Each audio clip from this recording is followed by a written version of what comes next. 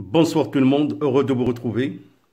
Alors, une autre capsule destinée pour l'étude du muscle squelettique strié, comment ce dernier euh, utilise la molécule d'ATP éventuellement pour effectuer sa contraction. Alors, je vais bien évidemment lire l'énoncé de l'exercice. Je vous laisse le temps de le relire par vous-même avant de passer à la correction. Certains sportifs trichent lors des compétitions sportives en consommant des produits dopants interdits à l'échelle internationale par la Fédération des Jeux olympiques. Afin d'étudier l'effet de l'entraînement et du dopage sur les voies métaboliques produisant l'énergie au niveau des cellules musculaires, chez ces sportifs, on propose les données suivantes. La mesure de la concentration de certains métabolites au niveau du muscle strié et la détermination des pourcentages de consommation du glucose et de la phosphocréatine chez un nageur après une épreuve de 100 mètres et chez un autre après une épreuve de 1500 mètres ont permis les observations et les résultats présentés par les documents 1 et 2. Alors là, vous avez le document 1. Bien évidemment, il faut le lire attentivement.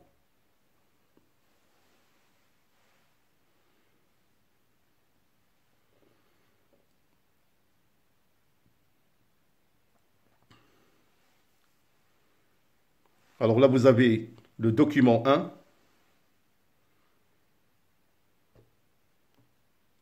et le document 2. Pour comprendre l'effet de l'effort musculaire de longue durée sur le métabolisme du muscle, on propose les données présentées par les documents 3 et 4. Alors là, vous avez le document 3, donc qui donne l'activité des enzymes du cycle de Krebs en unité arbitraire en fonction du temps. Le document 4, il représente la variation de la concentration de l'acide lactique en millimoles par litre en fonction de la vitesse en kilomètres par heure.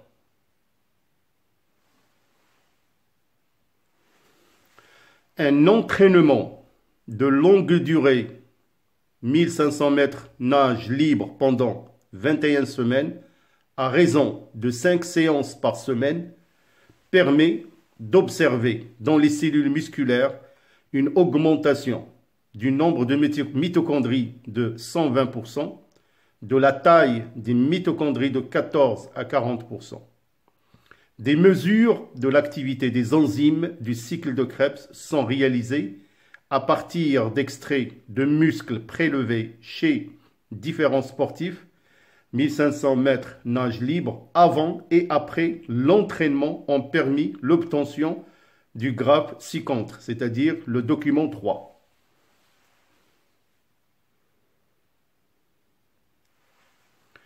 La mesure de la quantité de l'acide lactique en fonction de la vitesse de la natation chez un nageur qui a bénéficié d'un entraînement et chez un nageur qui n'a pas bénéficié d'entraînement a permis la réalisation du graphique ci-contre, le document 4.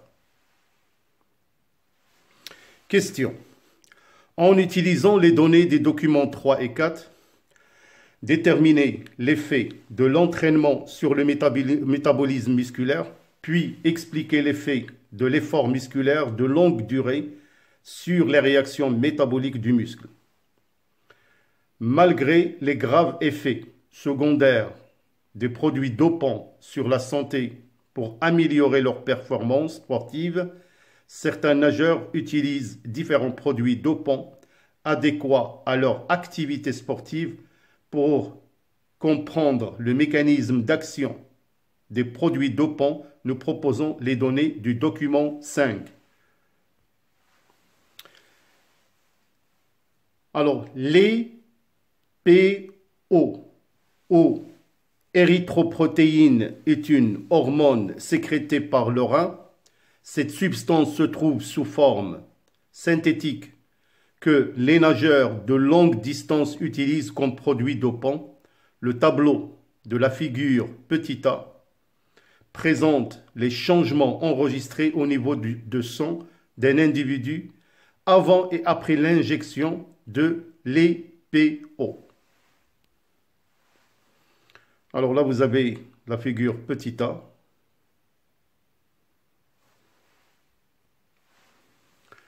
La concentration d'ATP est déterminée dans les quadriceps de deux nageurs spécialisés des épreuves de 100 mètres nage libre.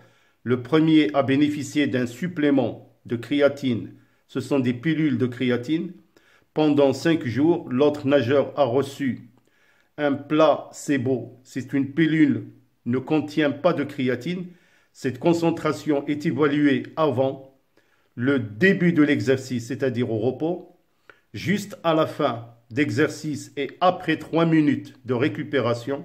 Les résultats obtenus sont résumés dans le graphe de la figure B.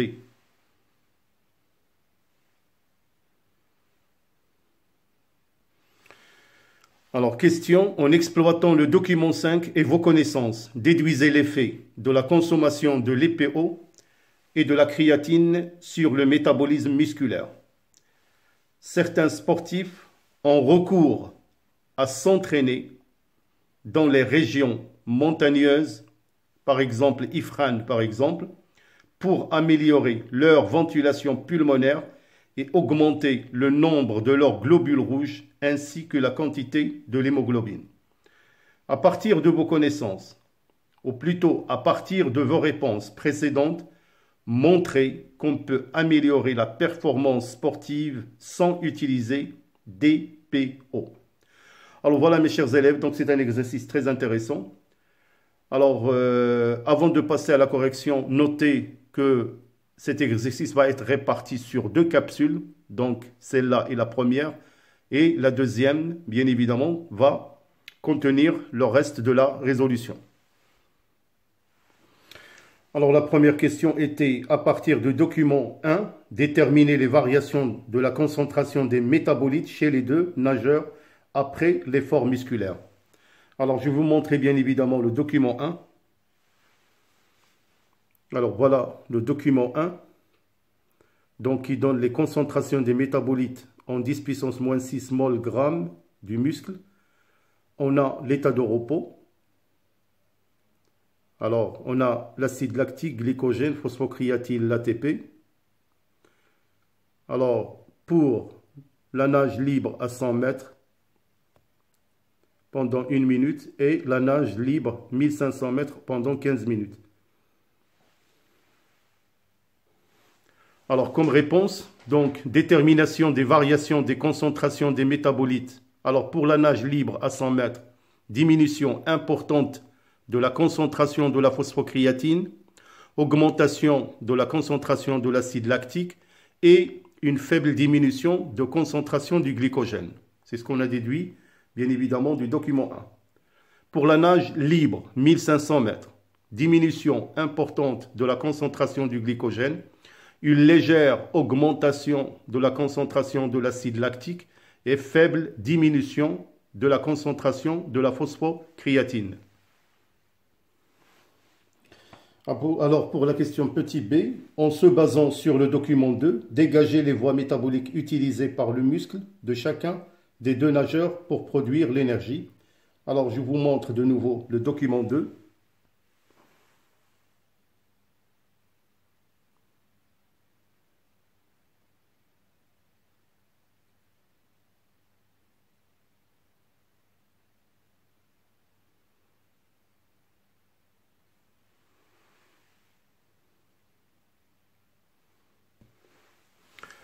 Alors, pour le petit b, les voies métaboliques utilisées par le muscle de chacun, par exemple, chez le nageur spécialiste de 100 mètres, nage libre, on constate une dominance de la voie de consommation de la phosphocréatine aux alentours de 85%, voire le graphe.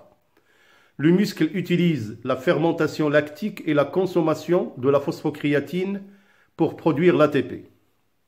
Chez le nageur spécialiste de 1500 mètres nage libre, on constate une dominance de la voie aérobique, 90%.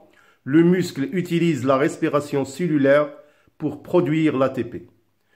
Alors voilà, donc pour que la capsule ne soit pas longue, la suite, vous la verrez dans la prochaine capsule, bien évidemment.